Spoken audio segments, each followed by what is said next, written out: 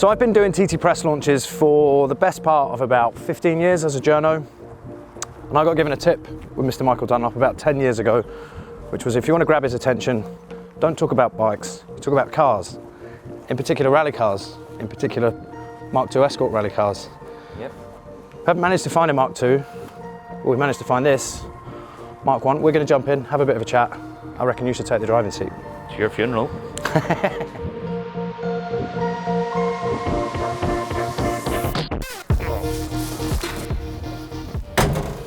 Tight fit. Fit me. Is this anything like yours? No, mine's a bit different. Mine would be more modern spec. I try and make mine as simple as I possibly can, but as effective. Well, I've seen a few videos, and she looks pretty loose. That's just it's 2 litre for you. But yeah, I'd say you could guess your driving style is fairly similar to your riding style. Yeah, loose. Yeah, definitely loose. But the problem with these things is because you're packed into them tighter than a camel's arse, you move with the car the whole time. So when the car's going, you have, with a motorbike you can move. Yeah. Because you're jammed into this thing. You're going where it's going. You're going where it's going, so it's all in the hands and your feet.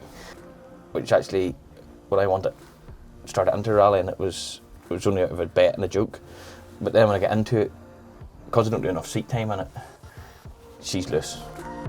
Well, speaking of kind of no-nonsense driving styles, I'm going to use that as a tenuous link to the first feature I covered with you, which was 2011 Southern 100. You turned up 24 hours late, missed practice. Probably right enough.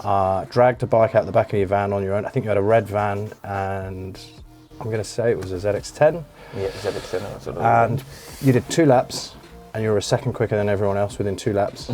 And then you won the solo race from Guy Martin and Ryan Farquhar by about 6 seconds. Oh, yeah. So with no practice time that they'd all had, yanked the thing out of the back of the truck on your own and just smashed everyone. Aye. Adrenaline is high. Excitement is pumping. Here we go, Richard. Michael Dunlop. Michael Dunlop looked as relaxed and tidy and self-contained on that bike as I have ever seen him. You seem to have more of an ability, I think, than any other TT racer to deal with variables, new bike, or a bit of pressure behind the scenes, or running late, or something like that. I was quite, probably my career has been quite fortunate that I was able to make things work that never would have worked for anybody else in life. We've got some fast people racing nowadays. We've got a lot of fast people, but the biggest thing when we were road racing, you just rocked up and rode motorbikes. Out of a truck, off you go. Go you go. Now people are riding bikes 24/7. Yeah. If I decided to go and shear sheep for a living, I'd be shite at it for the first fucking 100. Mm-hmm. But if you were doing it every day, You soon come good. you soon you pick it up and you become decent. Yeah. Where road racing, you sort of just rocked up at the weekends and talent sort of took over and you just went riding motorbikes. Now it's turned into a profession of people who are obviously riding day in, day out, which is that's just the way the game has went. But It's pushing the numbers up, it's pushing but changing the game, do you think? It's changed the game where it's not road racers used to be just working men. Like if you back, obviously I'm talking years ago, but it's like everything. Like you have to go with the sign of the times when generations change or things change. You either go with the changes or you get left behind. I always call TTs turned now into like the 1992 TT, where like you had Steve Hislop And Foggy and Foggy, Yeah. who were British superbike riders and world superbike riders, Yeah. who at that stage of the career were shit hot fast. Not long after that, I think the two of them realised that what they were doing wasn't going to last. Yeah. And it didn't outweigh the path they were taking, but that's what it came to. They just came and what was Foggy's lap record stood for 7 a sector record he had that stood for a long time. But they knew they were out pushing And they're at that fork in the road where it's one or the other, you mean? And they forgot they were one or the other, and they were riding it as hard as they were riding the short circuits, and they probably knew at some point that that's not going to work. But I'll chuck that back at you because I know that you've said in the past, and I've asked 1,000 TT racers the same question, and they always talk about having some in the bank. I never quite ride at 100%, but I've heard you say that 100% limit is always moving away, and you're happy to keep pushing up against it. People say don't ride. Whoever says that's a liar. Well, loads of you boys have said it to me, but it doesn't look like that out there. You ride a motorbike as hard as you can. Uh-huh. You know what I mean? You do. People say, oh, I'm only riding at 70%. You know, I've got a lot. No, just go away and get my headpiece, talking shite there. You're only embarrassing yourself by saying that. Yes, don't get me wrong. We're not at the limit just yet. That's because, you know, we know there's places that maybe we didn't make the right call at, but at the same time, you're on the limit. I don't care what anybody says. I can tell you now that front tire you're pushing, that's definitely not got much left in it. And I think the biggest problem is people say limitation, finding a limit. To get to a limit, you go in to a corner and pull the brake as hard as it can, and the front tire goes. Yes or no? That's the limit. Yeah. So if you go to that point and it's a 15 bar of brake pressure, I've lost the front. How do you know where 15 bar brake pressure is? You know what I mean? Or how do you know that you're going to be in the exact same line at the exact same point? Limitation is confidence.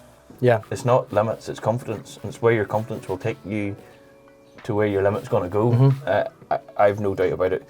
You're going to, you think you're not pushing, you know, people crash all the time from things, you know, I wasn't pushing, you know, you were obviously pushing. Something happened. Something happened. Yeah. You know, and I think limitations is a don't get me wrong, we've all said, oh, I'm not 100% yet. I think that's because there's places we do think that we can gain and thing. Yeah. But when you have your helmet on, everybody's pushing. The boy in 50th is pushing. But, you know, he's pushing to his limit. Everybody's on their limit. Their limits are just different, you know, parallels. Yeah, you know, You know, everyone has a different one. Everybody has a different one, but there's still, you know, the boy that's going around doing 120 mile an hour. It's pushing. He's, you know, then people crash too. Then the boy's doing 130. Yeah. You know, it's not, you know, well, you have to be doing 130 to crash. To be near your limit. Yeah. You know what I mean? It's, so what, you know, let's talk about 2017. You're riding a GSX R1000 for the first time and you do a standing start 131 mile an hour lap. Michael Dunlop is coming up late as he overslept. Really late, just seconds to go before he sets off. Those eyes, piercing eyes, the flag drops and he dumps the clutch and off he goes. Michael Dunlop, the young Ballymoney man from Northern Ireland, just looks more comfortable on this bike now. They've just dialed it in day by day, practice by practice. The Hawks team have worked extremely hard. This is fantastic to see Suzuki back on the top step at the Isle of Man. So there's a limit there in that race lap that might be different to practice week lap 1. Yeah. And you decide where the limit is as each day of practice week goes on, and then you get into race week. You just build that confidence, you know. Lap, you know, first light out. I always said, see, for the first 2 or 3 days of TT practice, it's got the most dangerous part of motorsport ever. Yeah. We're having 2 years of getting back to, you know, road goes left, does it go right? Where are we at? Yeah, so practice day 1, TT 2022, like you say, it's been 2 years since you've raced here. You let the clutch out, and within how many seconds from there to the top of Bray Hill are you in top wide open? Flat to the doors, you know what I mean? 10 seconds? I would say that. I would say with 10 seconds you'll be door handling. Well, by the time you take off, you'll be up over the top of St Anians, bump of Bray. You were down there 6-7 seconds, and say you're doing 180 mile an hour. You know what I mean? And you just have to get yourself back into that. You know, this is what we've done 2 years ago, so it'll be sound. You know what I mean? But it'll be, you know,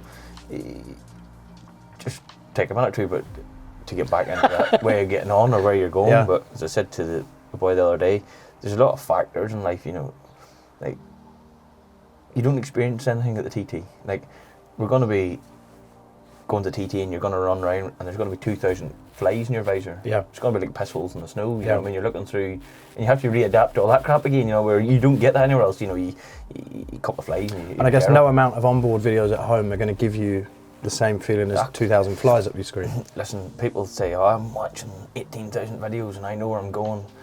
Like, okay, so you've watched somebody go into Crosby 100 times on TV. Now you do it. So, are you on the exact same spot the road he's on? Are you on the exact same motorbike he's on? Have you got the exact same talent he's got? Have you got the exact, you know, there's so many. What breakfast did you have? How did you sleep? All those things. You know, there's so many, like, this is marginal stuff. Yes, you get an understanding of going left or right, but you can't turn around and say, you know, do this. I remember laughing. I used to ride a bike for a team, and the man that ran it, he was mad. You know, fair play to him, he watched everything, you know, and he's like, you know, when you get to there, brake later. you peel in, and you're like, fuck, you can get in there 150 miles an hour. By the time I watch that and go by it, you know, you'll be past it, you'll be fucking through it, and I say, yes, I understand, I think that'll show you where to go left or right, but you're never going to be in the same spot as that person, not a chance, I don't care, and you'll never be on it yourself even. Same line twice. You'll always be on the same part of the road to a degree, but you're never going to be on the same line twice. Yeah. So yeah, it'll be interesting. I think it'll be cool, but it'll be interesting. So we should talk about 22 and how things have played out. So obviously the news has come out now that you're not going to be riding the Ducati. Yeah, it turned into a bit of a it's more of a nightmare. The bike itself, we know is a very good bike, and I was looking forward to it. Just quite disappointed how it worked out. By this stage, the sponsors had gathered up to get the ball rolling that we should have been riding by now, and we haven't. And I think sponsors take advantage of your name and the ability that you've got here to come and ride new bikes for the first time. I think that's where these boys have. I think that's where it's come back to not hunt. They don't understand. The theoretics of things have changed. As I said, you're riding bikes against boys that are riding every day of the week. To rock up here with a brand new motorbike, not knowing if it goes left or right, or if it's even stable, isn't practical anymore. I'll still do it, and I'll still have a damn good go at it. But you know, coming here with new bikes, at least they're expecting me to rock up to the Northwest and ride my brand new bike for the first time ever. You know what I mean? No testing anywhere else. You can't do that. No. You know, you can't, that's not physically possible. I've done it, but it's fucking hard work. Yeah. You know what I mean? And you know, and I'm just sick to the point of having not sick to the point. I had sponsors there who've been really decent to me, who've came on board and said, look, mate, we'll get you up on your feet. I was supposed to be testing last week at trucks and bike's not ready. Then to go to tell me that the first time I'm going about on was going to the Northwest, you know, that's doesn't not, work for you. It would have worked for me if there was an honest reason why. You know, if we had a genuine reason why, like somebody shit. There's missing parts or something. Yeah, somebody shit in a bag and clapped it in his face or something. You know what I mean? There was something happened, but just to the point of going, nah, it'd be grand. Yeah. You know, that just showed to me that they weren't interested, you know what I mean? And if I'm going to put my life not invested in you. If I'm putting my life in the line, my sponsor putting their hard-earned cash in the line, what come back to haunt me a little bit with it, what haunted me the most was it with the boys that were putting in the money. I just thought, we're putting this money in to run this and to get this all going, and the fact of the matter is, I'm taking this money knowing you might not deliver. I'm going to screw up on it because we're not going to have a bike. We're going to be standing at the Northwest looking like assholes. Yeah. And just because I've got a bike that's quick doesn't theoretically mean you're going to win races. Yeah. And then it's all going to be my fault.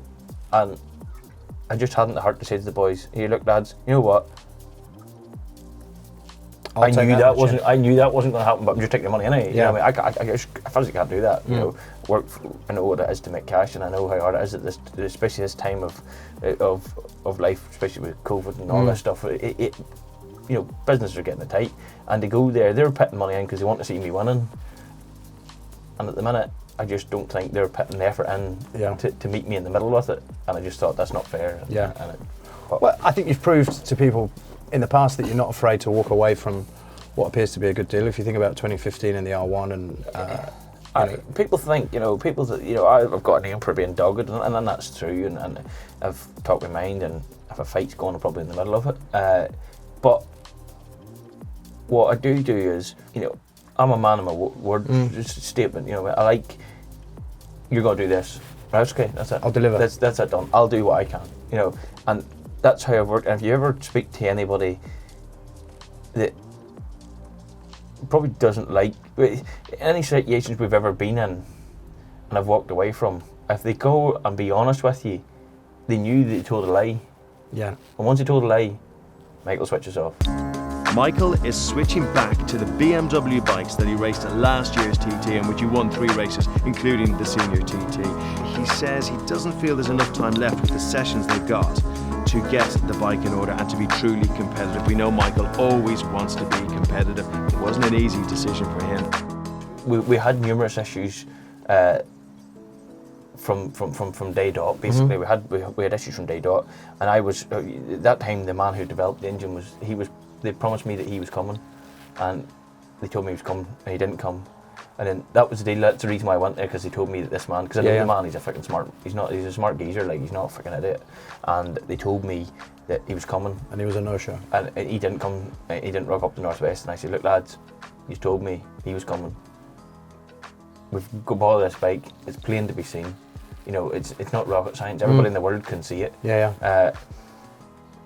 Where's he at? Oh yeah, he's come to TT. He's come to TT. I says, make sure by the first or second night he's there, because if not, I'm not doing it. I'm not doing it. I'm just not. Because the thing was only going to get. No, we have this all sorted. We have this all. He never turned up. No. So that was it. Once you take. I don't mind a boy not telling a lie, but telling a story to try and keep the system going. But when he's telling a lie, knowing that, after that, then it's just, and then they probably just blame me for, we had issues and he didn't want to work. It wasn't the point of working, right? They couldn't solve them. Laid out, yeah. They couldn't have solved them. And I just said no. That was it. It was 2 or 3 different lies. There was different engines supposed to be coming, and for 600, and it never came. And it was just, it just turned One into too many. It just turned into that sort of vicious circle. And then I just said, yeah. Just bugger off there. See ya, yeah. You know what I mean? And a lot of people, money was their object. Mine was to win races. You know what I mean? If I wanted to, I'd have just sucked it up and went on with it. Yeah. And said, all right, okay, no bother, but and maybe took the couple of bob I was getting. You know what I mean? But that's for me. And I genuinely think if I hadn't had the crash in the first race, we'd have won races that week. Wow, down he goes. So Michael Dunlop's crashed out of 3rd place on the BMW. We were on that lap, we were on to break the lap record in the last lap of the first superbike race with no practice on the motorbike. Wow. So, I damaged my shoulder, dislocated my shoulder in the crash. So after that was buggered. I was not buggered. I led the super stock race in the first lap. And I fell apart like a cheap watch. Yeah. I just couldn't hold on any longer. I went out the superbike race and the same, because they're a big brittle big thing, and around here was there something like 200 and something turns? 230, I think somebody said 233. So so you're trying to Too hold on many. that thing with a dislocated shoulder. It's not really the thing to go, but if to go back today, I would have done it again. Yeah. You can't not. If you're going to do something, do it.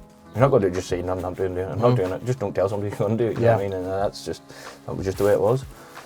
Let's change and move down to the Supersport class, which is yours as well. 129, I think, is the race lap record. That's yours. No, 126 race lap, but best lap 129, both yours. Yeah, I've done 129 something. Still enjoy them Supersport bikes? Yeah, I think me and Clive always has this good discussion the other time we were on, and he keeps saying to me, we talked it again recently, and he says, you know what, he says, screw all them big laps, best lap ever, Supersport lap, 129, that's fast. So my next question was going to be, do you have a best Michael Dunlop lap at the TT? That 600 lap was quick.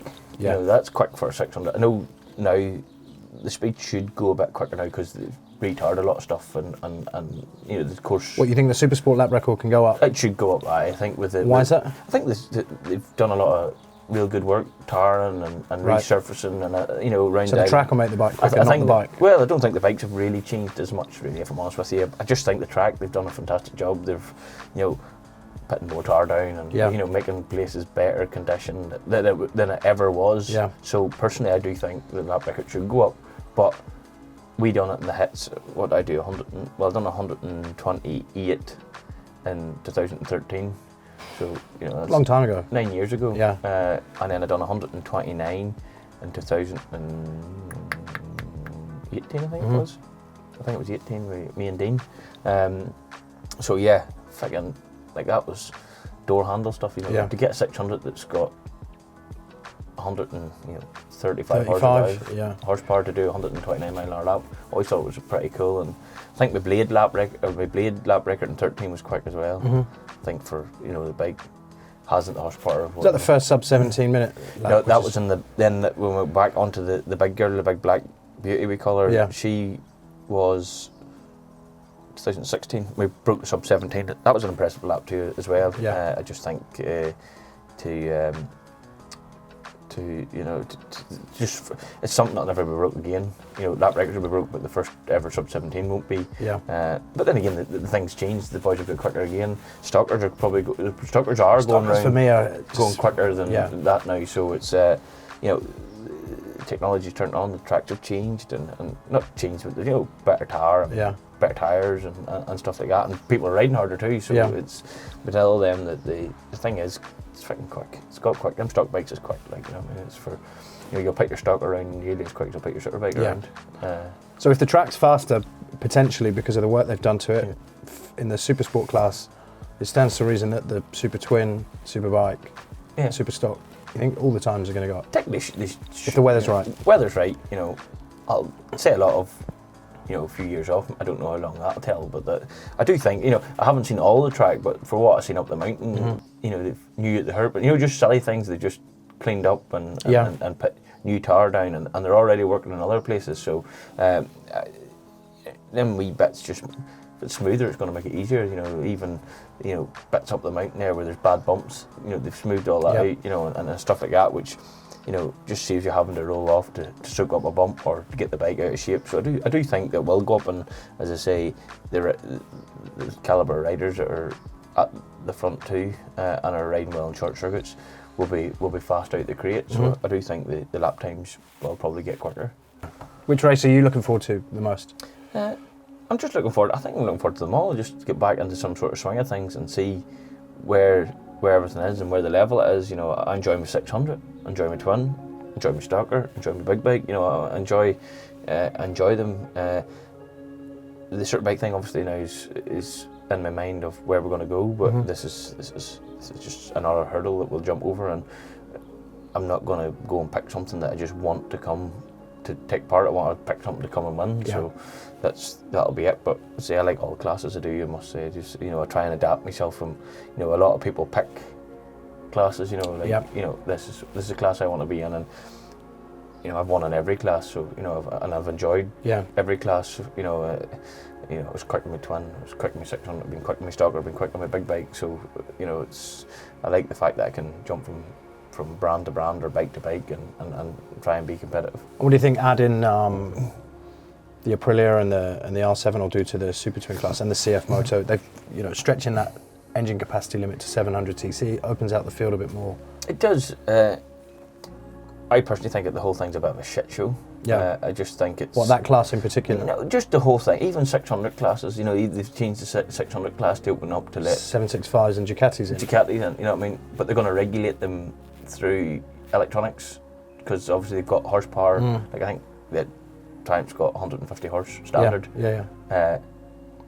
People so they'll choke it? They'll choke it, yeah. And people are spending thousands on your Yamahas and have them on a knife edge to get the horsepower. What, in terms of them grenading? Yeah, you're having to tune the life out of that thing to have your bike on a power which they've, as a standard motorbike, they've already got it. They've got it standard. Yeah. So reliability issues is, we're having to tune our sixes to the last bit, while like they just turn them down. Ducati, they just turn standard down. So most of see what you're saying. The standard stuff should be technically easier. You know what I mean? Easier to run. Less strain on the motor. Less strain on the motor. And if they're pulling them down by revs, sure it's going to be the same again. It's going to make them be more reliable. Yeah. I understand what they're trying to do, but I just look at it and a 600 class is a 600 class. So if they want So why are you on a 765? If they want to join in the class, yeah. I understand it's a 3-cylinder, yes, or a twin. Is a twin, but at the same time, it's just changing everybody else in the field. So it'll end up screwing over the rest of the R6, because folk will maybe, if the Triumph is as good as what they say it is, which it seems to be, everybody will want one of them. Yeah. So it'll turn into, and then that's when it'll all get. Same with this, 650 class, fantastic. Open it all up, but 650 capacity now is going to 660. You know what I mean? So, or the 700, the R7 or whatever it is. That's an extra 50cc. You know, So it might not equal more power, but it might it should definitely equal more reliability because of less strain. well, you know, these Aprilias, so they're tuning the ERs and the Patsy, the high ride, to 112 horsepower, I think. Aye, But that, I mean, that ER6 starts at 72 Yeah. and comes out as a race bike at 108, 109. Yeah, That's so- a lot of work that's gone into that. well, it's give itself another third, Yeah. you know, horsepower, where them Aprilias are claiming 100 horse on the out the box. out the box. Yeah. So all they need to claim is another 10%, Yeah. not 30%. Yeah, yeah. So where I hadn't thought of it you like know, that. you know, it'll turn into a reliable thing because they're going to have to tune more out of your Triumphs or not out of your ERs and your Patents, where they're match. already on the edge of reliability issues. At one point, I think around here, the TTs, the ERs, Kawasaki's were breaking cranks for fun. Back in 18 and 19, the boys having to put brand new cranks in every 5 minutes to stop this. It's just, I just don't know where they're planning going with all this, the rules and the regulations of where it's going to go. Yeah. And the beauty about, that's what I say, the beauty about racing now is you go to the stock class, everybody's on the same thing. It's a level playing field. Yeah. You know where you stand, Yeah. best man wins. You know what I mean? To a degree, you know. I know there's different manufacturers, but if he wants to buy a stock bike, he can get the exact same stock bike as me. And Fork internals, shock, pipe. yeah, that's it. There's no fancy shit. You know what I mean? You don't take the engine out of it, you don't change anything. You put a fairing on it, you put a shock in it, you put a fork kit in it, you put exhaust pipe on it, and you out the gate. Yeah. You know, it gives everybody a free sort of chance to have a go at something, you know what I mean? So I think that's a good thing about the stock classes. I think it gives that, you know, chance for people. And there's probably, there'll be somebody somewhere in the world who's got shitloads of talent and just has no interest in riding. You know what I mean? You get that in every way of life, whether it's motorbikes. You get there's boys that don't race has probably far more talent than most of the racers that ever did race. But nobody knows yet. Just never any interest, you know what I mean? And it's just, that's just the way of life, isn't it? Yeah. You always come across that one fucking weird person that's just fucking unbelievable, and you just say to them, "What the fuck are you doing?" Yeah, can't be bothered. You know what I mean? Just, you know, where you go. It's just people's got different ways of getting on. Yeah, I get the feeling you come from a family of unbelievable guys like that. That's the legacy that the Dunlop name brings with it. I think, in fairness, the name itself. What I always find now with a lot of people nowadays push to be famous. You know, they push to be, you know, a name, or you know,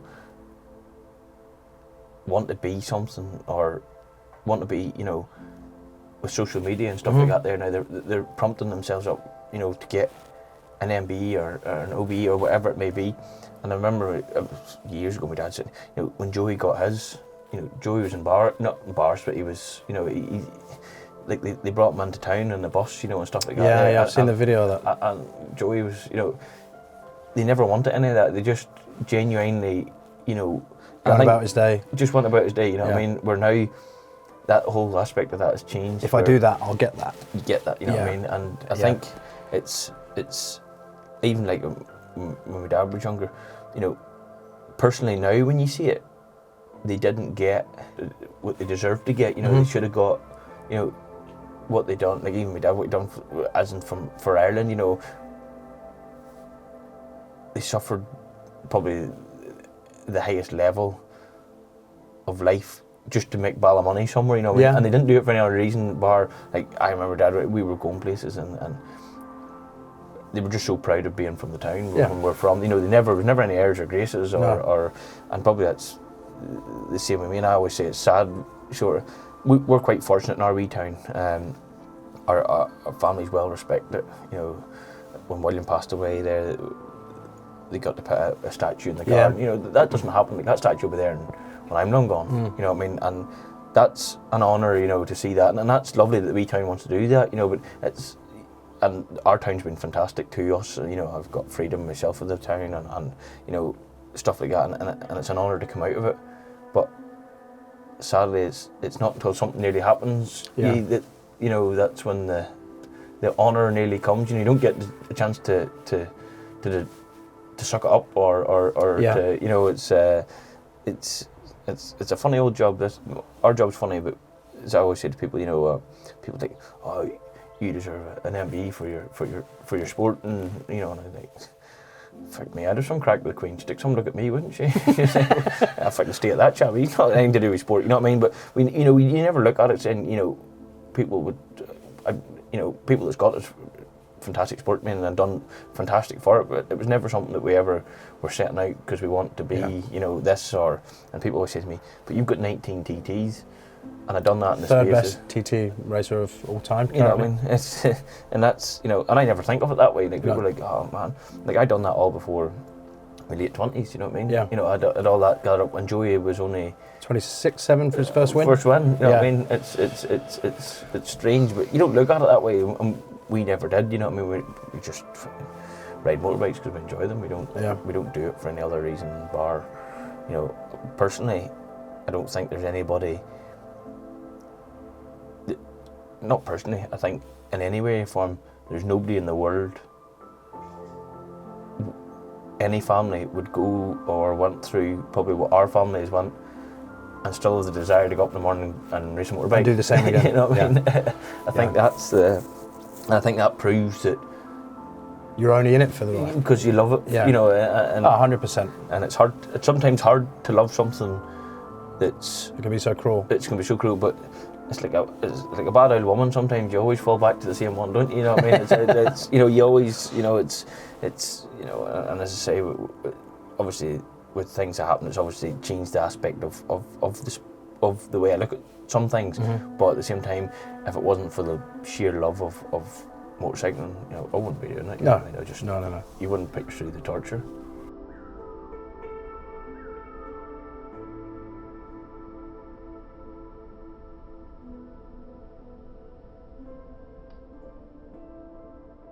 One last question, and then I'll let you go, is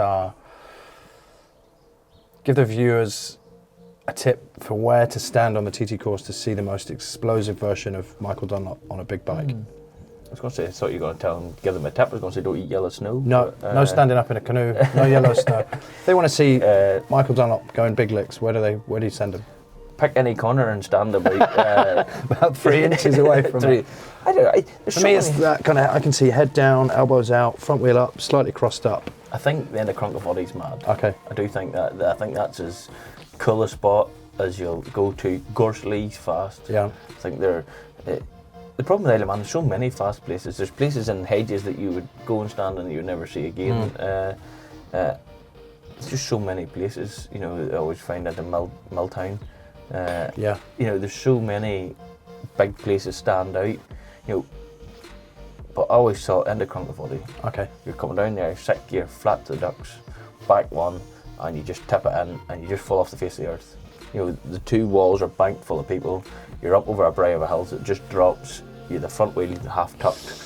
You're about 2 inches from the bank, and you can actually hear the people squeal as you go down through. Really? It. You can just because I must say I've been at a few times where I'm over the white line, and you can actually see the people ripping their feet back. You know, they're just you're just trumping in there. What?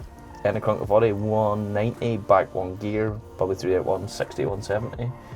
You know, and you're just knee on the deck, up over the top of the brow, and she's starting to get crossed up, and then she just dropped the gap there, and you're only in it 2 seconds, and you have to flick right again. Yeah. For me, I think that's the place to hang. That sounds like a tip. That is a tip. Michael, no, everybody will be there, and there'll be no to sit. I thank you for your time. Cheers. And whoever gave me that tip about talking about rally cars first to get the best out of Michael Dunlop was absolutely on the money. That was amazing. Thanks very much. No bother, thank you.